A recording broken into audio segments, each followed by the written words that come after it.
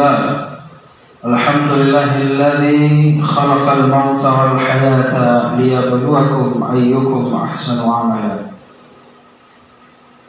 أشهد أن لا إله إلا الله وحده لا شريك له وأشهد أن محمدا عبده ورسوله اللهم صل وسلم وبارك على نبينا يا عباد الله أوصيكم ونفسي بتقوى الله فقد فاز المتقون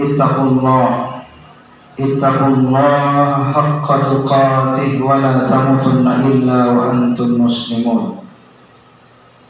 قال الله تعالى في القرآن الكريم أعوذ بالله من الشيطان الرجيم يا أيها الذين آمنوا توبوا إلى الله توبة نصوحا قال النبي صلى الله عليه وسلم من قام رمضان إيمانا واحتسابا غفر له ما تقدم من ذنبه صدق الله العظيم. Alhamdulillah, syukur kita kepada Allah Subhanahu wa Ta'ala.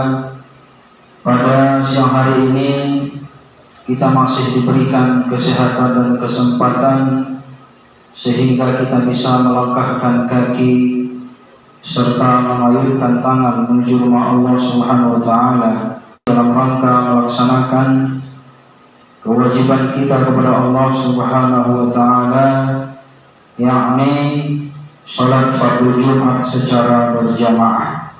Mudah-mudahan Allah Subhanahu wa Ta'ala menerima segala amal ibadah kita selama bulan suci Ramadan. Salam dan salam tak lupa-lupanya kita ucapkan Allahumma salli wa sallim wa barik ala Sayyidina Muhammad wa ala ali Muhammad. Mudah-mudahan senantiasa tercurah buat junjungan kita Nabi Muhammad sallallahu alaihi wasallam sebagai uswah wa qudwah hasanah.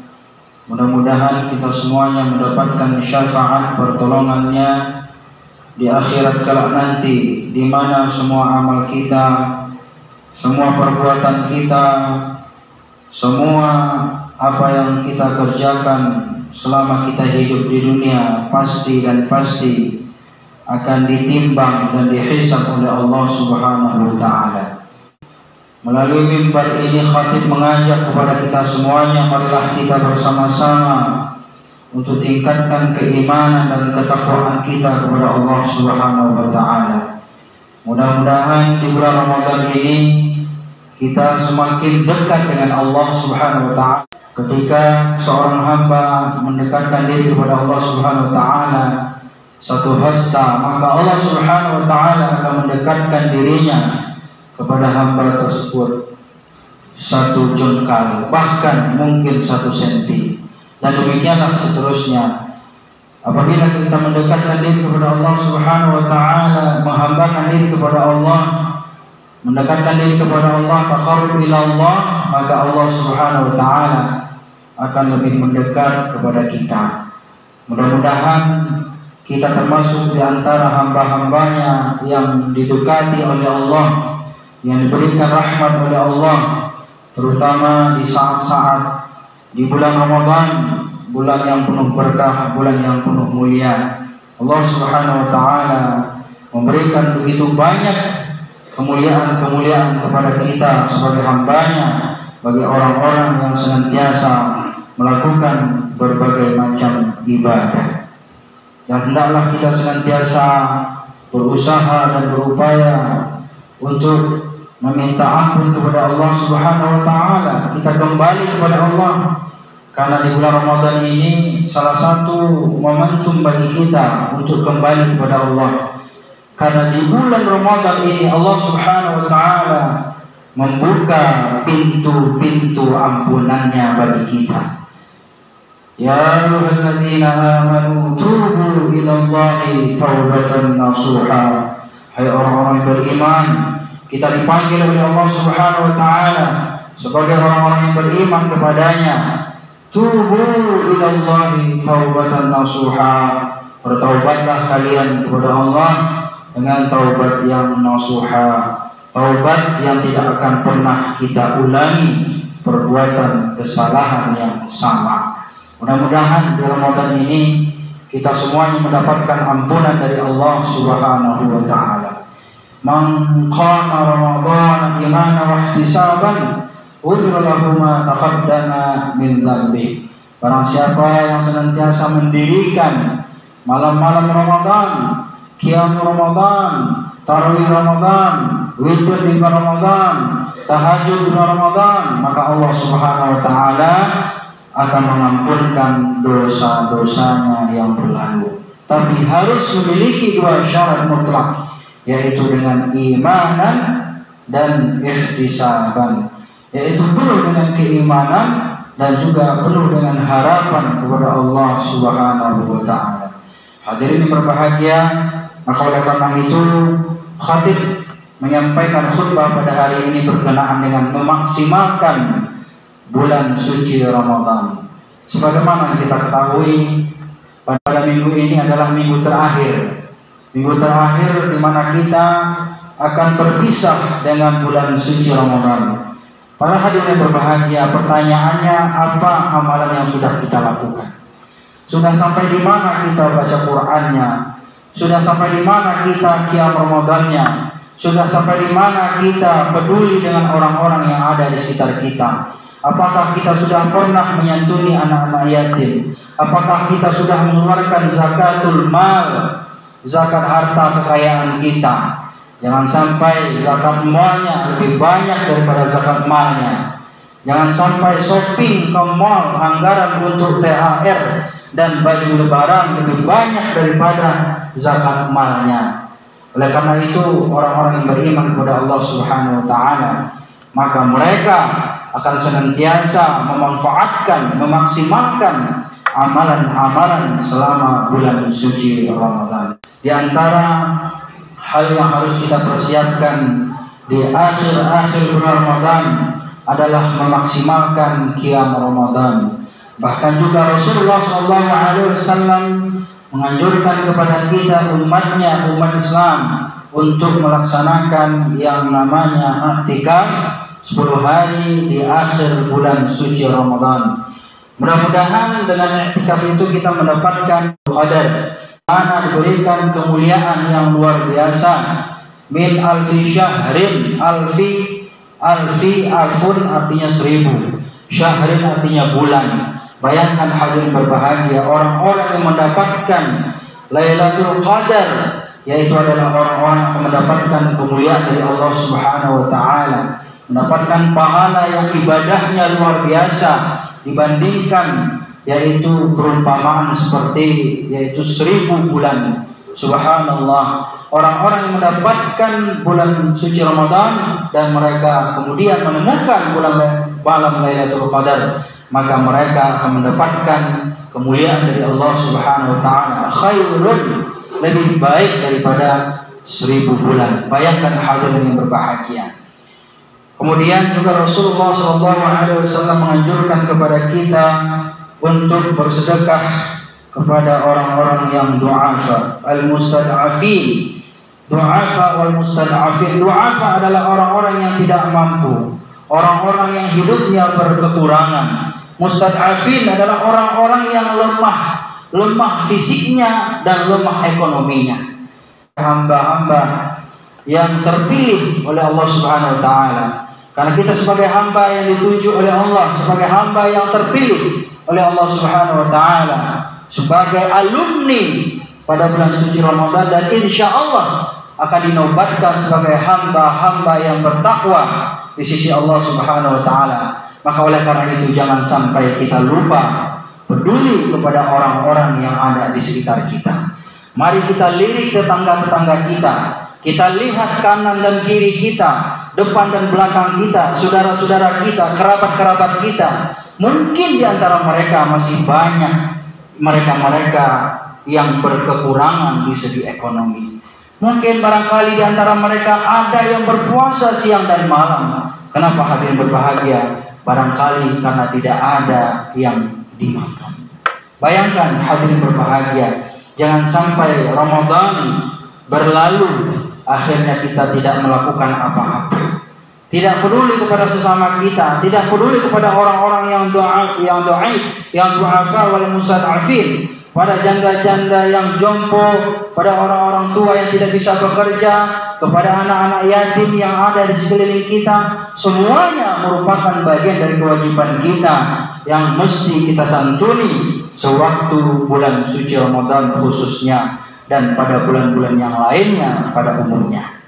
Hadirin berbahagia, sebagaimana Rasulullah SAW sangat senang mendermakan hartanya. Bahkan Rasulullah SAW dalam satu riwayat dikatakan, beliau sampai mendermakan hartanya 100 ekor onta kepada orang-orang yang miskin, kepada orang-orang yang tidak mampu.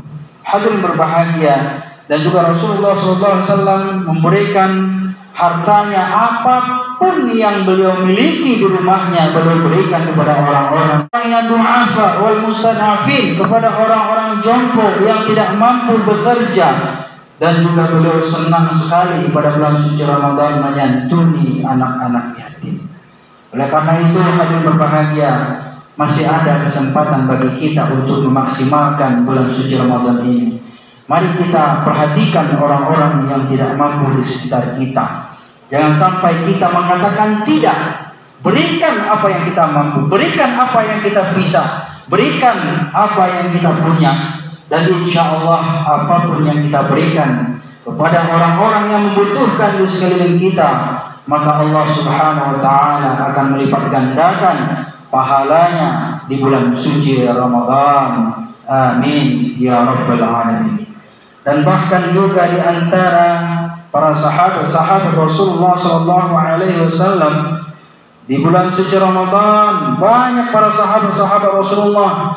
Mereka itu adalah orang-orang yang dermawan, mendermakan hartanya di jalan Allah Subhanahu wa Ta'ala. Dalam suatu kisah, Abu Bakar As-Siddiq radhiyallahu anhu menginfakkan seluruh hartanya untuk di jalan dakwah Islam, menginfakkan hartanya kepada orang-orang yang tidak mampu, memberikan hartanya kepada orang-orang yang du'afa wal mustad'afin. Dan inilah yang dilakukan oleh Sayyidina Abu Bakar As-Siddiq, sahabat daripada baginda Rasulullah SAW, sampai-sampai tidak ada lagi harta yang berada di kantongnya, sampai-sampai tidak ada lagi harta berada di ATM-nya. Seperti itulah ibaratkan zaman sekarang ini. Bayangkan hadirin berbahagia, pada suatu ketika istrinya Sayyidina Abu Bakar As-Siddiq radhiyallahu anhu memasukkan kerikil ke dalam kantong suaminya, yaitu Sayyidina Abu Bakar, biar kelihatan punya duit. Bayangkan hadirin berbahagia, demikianlah kisah daripada Abu Bakar yang sangat luar biasa, mendermakan hartanya di jalan Allah Subhanahu wa Ta'ala. Kita sebagai pengikut Nabi Muhammad, pencinta daripada Rasulullah SAW, tidak perlu kita menghabiskan harta kita di jalan Allah. Tidak perlu kita menginfakkan semua harta kita. Paling tidak di bulan suci Ramadan ini kita keluarkanlah sebahagian kepada orang-orang yang tidak mampu di sekitar kita. Karena pasti banyak di antara kita, saudara-saudara kita, tetangga-tetangga kita, di antara tempat-tempat kita tinggal, di mana kita berada, banyak di antara mereka yang sangat sulit dalam ekonomi, apalagi di saat-saat pandemi corona saat ini. Hadirin berbahagia, ada lagi kisah Umar bin Khattab radhiyallahu anhu menginfakkan kebunnya yang paling dia cintai di Khaybar. Dia infakkan untuk dakwah Islam, dia berikan hartanya, kebunnya untuk dakwah Islam. Dan juga dia infakkan kepada orang-orang yang tidak mampu, dia berikan kebunnya. Bayangkan hadirin berbahagia, bayangkan banyak di antara para sahabat-sahabat rela menghabiskan hartanya untuk dakwah Islam, untuk membantu orang-orang fakir dan miskin yang berada di sekelilingnya. Harusnya kita, orang-orang yang memiliki banyak dosa, kesalahan, khilaf dan segala macamnya, seharusnya kita lebih giat lagi dalam mendermakan harta kita agar kita diampunkan dosanya oleh Allah Subhanahu wa Ta'ala. Demikian pula dengan Utsman bin Affan, berinfak seluruh barang-barang dagangannya dan juga bahkan 1000 ekor onta, dan kemudian dia juga mewakafkan sebuah sumur untuk diminum oleh orang-orang yang tidak memiliki air di saat itu. Hadirin berbahagia, ada lagi sahabat-sahabat Rasulullah SAW, Talhah bin Ubaidillah menginfakkan 400.000 dirham. Bayangkan hadirin berbahagia, apabila kita kalkulasikan pada saat ini itu berjumlah sekitar 28 miliar. Subhanallah, Masya Allah. Demikianlah beberapa kisah kedermawanan daripada sahabat Rasulullah SAW. Ketika mereka punya harta, mereka tidak hanya menikmati sendiri. Ketika mereka punya kekayaan, kekayaannya diinfakkan, diberikan kepada orang-orang yang tidak memiliki ekonomi yang mapan, tidak memiliki ekonomi yang cukup, tidak memiliki makanan. Di saat itulah kita harus membantu saudara-saudara kita, orang-orang yang tidak mampu di samping kita, di sekeliling kita, di komplek kita, di mana mereka itu sebenarnya pada intinya adalah sebahagian dari antara mereka mengharapkan uluran tangan kita. Jangan sampai kita berpangku tangan, jangan sampai kita egoisme, jangan sampai kita tidak peduli dengan nasib-nasib yang ada di antara saudara-saudara kita di tempat kita tinggal, di mana kita berada. Hadirin berbahagia, demikian khutbah kami. Mudah-mudahan ini memotivasi kita, menambah semangat kita dalam mendermakan harta kita. Berikanlah harta kita, berikanlah apapun yang kita miliki, apapun yang kita mampu. Mudah-mudahan itu bisa membantu daripada saudara-saudara kita di saat mereka sangat membutuhkan. Barakallahu lakum fil Qur'anil Karim, wa nafa'ani wa iyyakum bima fihi minal ayati wal dzikril hakim, wa taqabbala minni wa minkum tilawatahu, innahu huwal ghafurur